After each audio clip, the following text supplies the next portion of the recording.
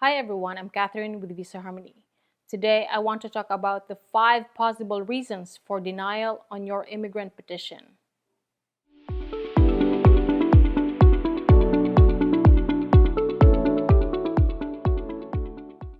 We at Visa Harmony, we provide assistance with certain U.S. petitions and immigration applications. We have first-hand experience. I am an immigrant myself. I came to the USA on a K-1 visa in 2013, went through the entire U.S. immigration process. First the fiancé petition, then the adjustment of status, removal of conditions, and I became a naturalized U.S. citizen in 2017. I will leave our contact information below. If you are a U.S. citizen or a lawful permanent resident who wants to sponsor a family member for a green card, you need to file the Form I-130 petition for alien relative with the USCIS. This form is the first step in the immigration process, but is not a guarantee that your relative will receive a green card. Today, I will explain the 5 most common reasons why USCIS might deny your petition. Number 1. Insufficient information. One of the most basic reasons for denial is that you did not provide enough information for USCIS to make an informed decision. For example, if you did not submit all the required documents, such as birth certificates, marriage certificates, proof of citizenship or permanent residency, or evidence of your family relationship, USCIS might reject your petition. Or if USCIS sent you a request for evidence or RFE, and you did not respond or provide what they asked for, they might deny your petition as well.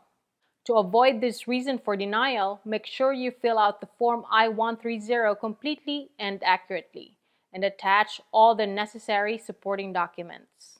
Also, check the USCIS website for the latest filing fees and instructions, and pay the correct amount. If you receive an RFE, respond as soon as possible and provide the requested evidence. Number 2. Ineligibility of petitioner or beneficiary. Another reason why USCIS might deny your petition is that either you or your relative are not eligible for the immigration benefit you are seeking. For example, if you are a lawful permanent resident who wants to sponsor your child must be unmarried and under 21 years old. If your child is already married or over 21, they fall into a different preference category that has longer waiting times or may not be eligible anymore for a visa. To avoid this reason for denial, make sure you understand the eligibility requirements for each family preference category. Number 3. Fraud or misrepresentation. A more serious reason why USCIS might deny your petition is that they suspect fraud or misrepresentation in your application. For example, if you or your relative lied about your identity, marital status, criminal history, immigration history, or any other material fact on the Form I-130 or any other immigration form, USCIS might deny your petition. Or if USCIS finds out that you entered into a fake marriage only for immigration purposes, they might revoke your approved petition and bar you from sponsoring anyone else in the future. To avoid this reason for denial, be honest and truthful on all your immigration forms and documents. Do not enter into a marriage that is not genuine or based on love and commitment. Do not hide or falsify any information that could affect your eligibility or credibility. Number 4. Inadmissibility of beneficiary. Even if USCIS approves your petition, your relative still needs to apply for an immigrant visa at a U.S. embassy or consulate abroad, or adjust their status to permanent resident within the U.S., depending on the circumstances.